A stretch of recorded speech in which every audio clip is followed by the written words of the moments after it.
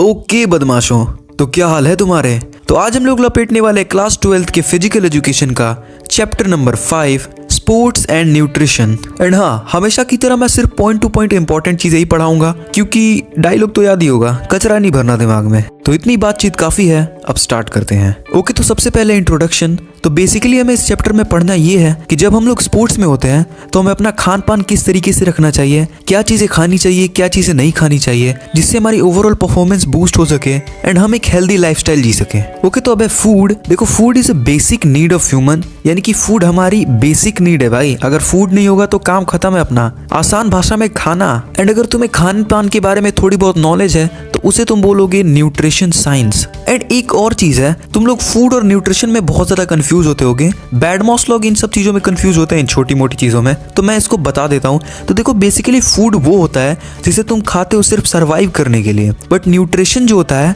वो फूड ही होता है, बट वो फूड का एक ऐसा फॉर्म होता है जिसमें तुम खाते हो खाने को अपनी बॉडी को मेंटेन रखने के लिए, अपनी हेल्थ को बेटर बनाने के लिए। एंड ऐसे ही कुछ भी मिलता रहे, बस जीने के लिए खाना है, तो उसे तुम फूड बोलोगे। ओके, तो अब हम लोग देखते हैं balance diet versus normal diet आसान भाषा में। तो देखो, बैलेंस डाइट वो होता है जिसमें हम लोग एक right amount of food consume करते हैं हर फूड ग्रुप से। मतलब थोड़ा हमें विटामिन भी चाहिए, थोड़ा हमें कार्ब्स भी चाहिए, थोड़ा हमें प्रोटीन भी चाहिए, सबकी एक बराबर मात्रा जो हमारे बॉडी के लिए एकदम सुटेबल हो, उसको खाना ही बैलेंस डाइट बोलते हैं। एंड नॉर्मल डाइट में तुम्हें जो मिल रहा है तुम खा रहे हो। अभी किचन में गए और मेहमान वाली नमकीन दिख गई, मम्मी ने छुपाई है, उसको खा लिया। तो अब फंक्शन ऑफ फूड। तो देखो, फूड हमारे बॉडी में बॉडी बिल्डिंग के लिए, एनर्जी देने के लिए एंड बॉडी को प्रोटेक्ट करने के लिए फूड बहुत ही इंपॉर्टेंट चीज है। अब है nutrients. Nutrients are the chemical ingredients.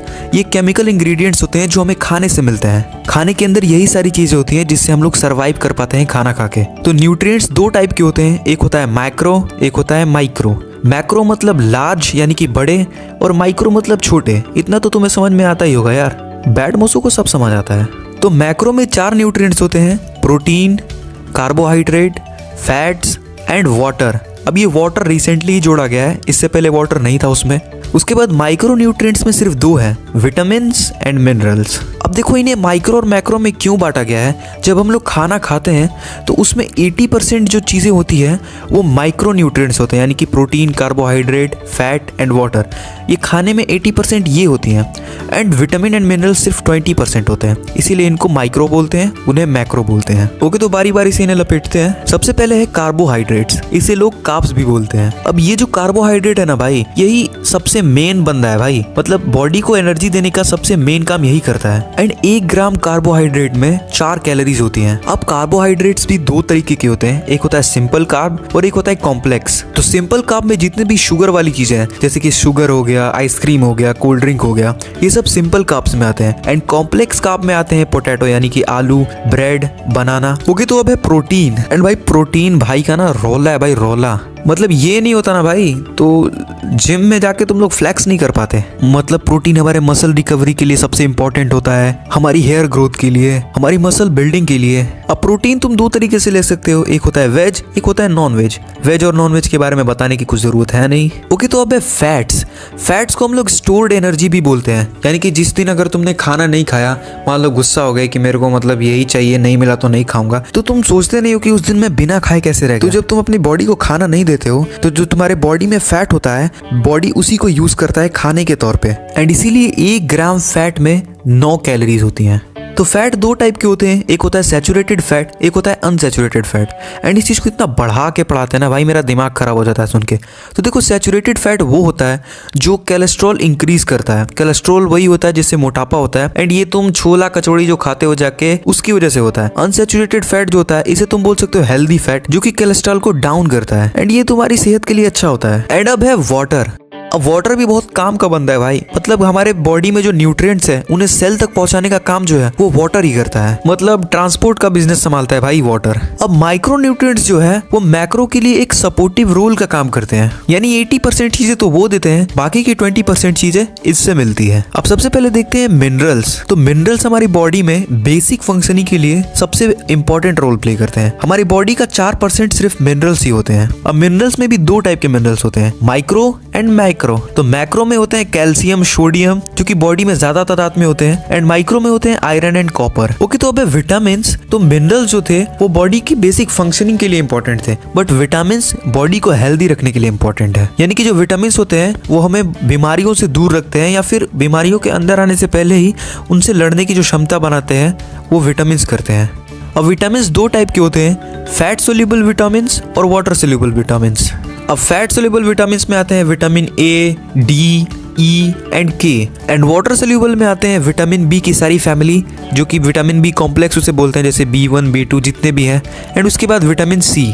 Okay, तो अब न्यूट्रेटिव और नॉन न्यूट्रेटिव।